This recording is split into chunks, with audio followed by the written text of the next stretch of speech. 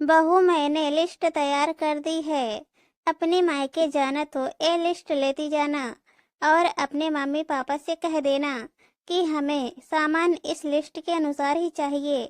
मैं इस बार कोई कमी नहीं चाहती हूँ। सावित्री जी अपनी बहू सोनाली को लिस्ट पकड़ाते हुए बोली। लिस्ट को हाथ में लेकर सोनाली एक पल के लिए तो लिस्ट को देखती ही रह गई। उसे इस तरह देखते देखकर सावित्री जी बोली, अरे अब देख क्या रही है, ले जा करके अपने बैग में रख ले ताकि इधर उधर न खो जाए। और तुझसे संभाल कर नहीं रखते बनती है तो मैं इसे रमेश को दे दूंगी, वो ही दे देगा अपने ससुर को। सावित्री जी सोनाली की तरफ अपना हाथ बढ़ाते हुए बोली। ये देख कर सोनाली बोली, पर मम्मी जी हमारी कल बात हो तो गई थी, भला मम्मी पापा इतना सब कहाँ से दे पाएंगे। अभी अभी तो पापा की सर्जरी हुई है।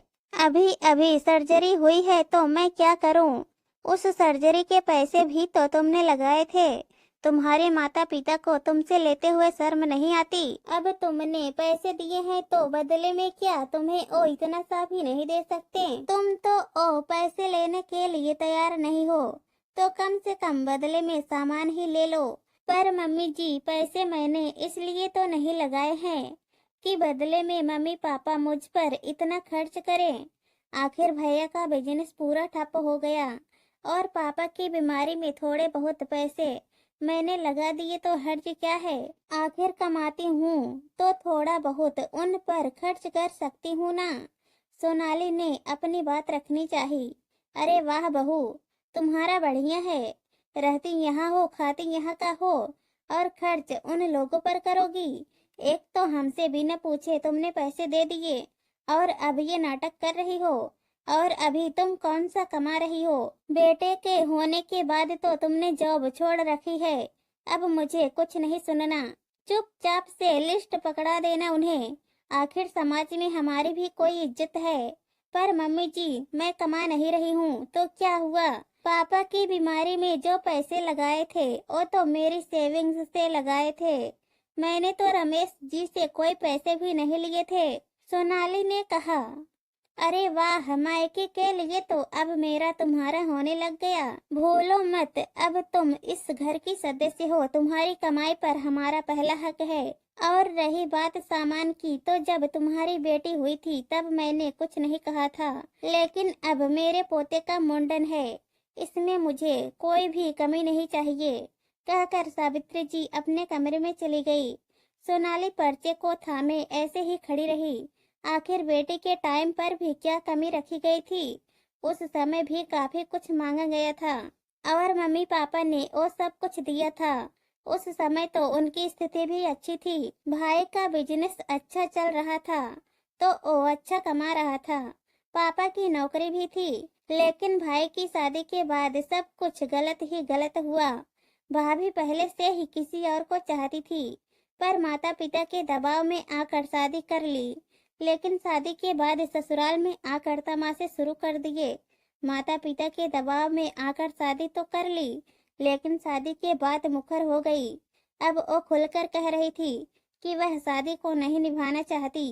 वो अपनी जिंदगी उस शख्स के साथ जीना चाहती है जिससे वो प्यार करती थी, इसलिए वह तलाक चाहती है। पर तलाक के एवज में अच्छा खासा पैसा भी चाहती है। लेकिन भाई और मम्मी पापा ने पैसे देने से इनकार कर दिया। केस कोर्ट में गया और वहाँ वो साफ मुकर गई कि वो ससुराल में नहीं रहना चाहती। आखिर केस लंबा खींचते देखकर मम्मी पापा ने पैसे देकर इस आफत से खुद को छुटकारा कराया। लेकिन इन सब चक्कर में भाई ने काफी मानसिक तनाव झेली। इस कारण वो अपने बिजनेस पर ध्यान नहीं दे पाया और धीरे धीरे कर उसका बिजनेस ठप हो गया। पहले शादी का खर्चा और उसके बाद में तलाक, इन सब में ही पापा के पास सेविंग्स के नाम पर कुछ भी ना बचा। ये सब क्या कम था कि पिछले महीने उसके पापा को हार्ट अटैक आ गया। इसके कारण सर्जरी करानी पड़ी। इसलिए सोनाली ने अपने पास से अपनी सेविंग निकाल कर भाई को दी थी। भाई ने कहा भी था कि जब उसका काम वापस ठीक हो जाएगा तो वो पैसे चुका देगा। लेकिन सोनाली ने इसके लिए मना कर दिया। बस यही बात उसकी सास को चुभ गई। अभी सोनाली सोच ही रही थी कि इतने में रमेश कमरे में आया और उसे चुपचाप खड़ी देखकर उसने पूछा, क्या हुआ सोनाली, क्या सोच रही हो? चलो देर हो रही है, फिर शाम को वापस भी तो आना है। रमेश जी, मम्मी ने यह पर्ची दी है, कहा है कि छोटे के मुंडन पर उन्हें मम्मी पापा से ये सारा सामान चाहिए। भला मम्मी पापा भाई कहाँ से सामान दे पाएंगे? सोनाली ने पर्ची दिखाते हुए कहा, लाओ मुझे दो, मम्मी से मैं बात कर लूंगा, अभी तो फिलहाल तुम चलो। रमेश सोनाली को लेकर वहां से रवाना हो गया। शाम को जब वो लोग वापस आए तब सावित्री जी ने घर में घुसते ही सोनाली से पहला सवाल यह किया, बहू मैंने जो बोला था वो काम कर दिया तुमने? उनकी बात सुनते ही सोनाली ने रमेश की तरफ देखा तो रमेश ने उसे अंदर जाने का इशारा किया। सोनाली के अंदर जाते ही रमेश ने सावित्री जी से कहा, मैंने उसे मना कर दिया वो पर्ची देने के लिए। क्यों, रीति रिवाज का तो देना ही पड़ेगा ना, फिर क्यों मना किया? अरे नाती का मुंडन है तो क्या ऐसे ही मुंह उठाकर चले आएंगे? मम्मी उन्हें जो देना है वो अपनी खुशी से देंगे, हम मांग कर नहीं लेंगे। और रही बात बेटे के मुंडन की, तो मेरा बेटा है, मैं इस काबिल हूँ कि मैं उसका खर्चा उठा सकता हूँ। तो खर्चा तो तू ही उठा रहा है ना, लेकिन ये तो शगुन के तोहफे होते हैं जो बच्चे के ननिहाल से आते हैं। ऐसे कैसे तोहफे मम्मी जो मांग कर लिए जा रहे हैं, जिसके लिए बाकायदा पर्ची बनाई जा रही है? तोहफा है तो बच्चों को मिले, पूरे खानदान के लिए क्यों मांगे जा रहे हैं?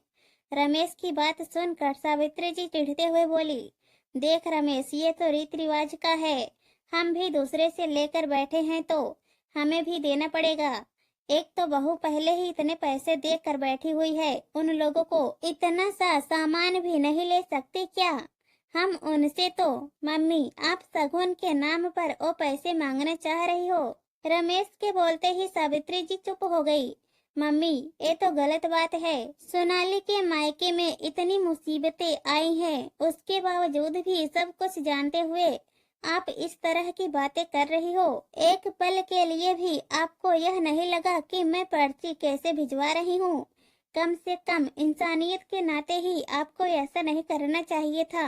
मम्मी सोनाली ने कहीं कभी कोई कमी नहीं छोड़ी हमारे घर में, उसने हर मुसीबत में हमारे परिवार का साथ दिया है, पर आज उसका परिवार तकलीफ में है तो आपको भी साथ देना चाहिए। पर आप ये ऐसा बचपना कर रही हो, अगर उसके मन से आप उतर गई तो आने वाले वक्त में तकलीफ भी आपको ही होगी। शगुन को शगुन ही रहने दो, उसे जबरदस्ती सिर का दर्द मत बनाओ। रमेश की बात सुनकर सावित्री जी आगे कुछ कह न पाई। दोस्तों, इस कहानी पर आप लोगों की क्या राय है कमेंट में जरूर बताना, और अगर कहानी पसंद आए तो हमारे चैनल को सब्सक्राइब कर देना। कहानी सुनने के लिए बहुत बहुत धन्यवाद।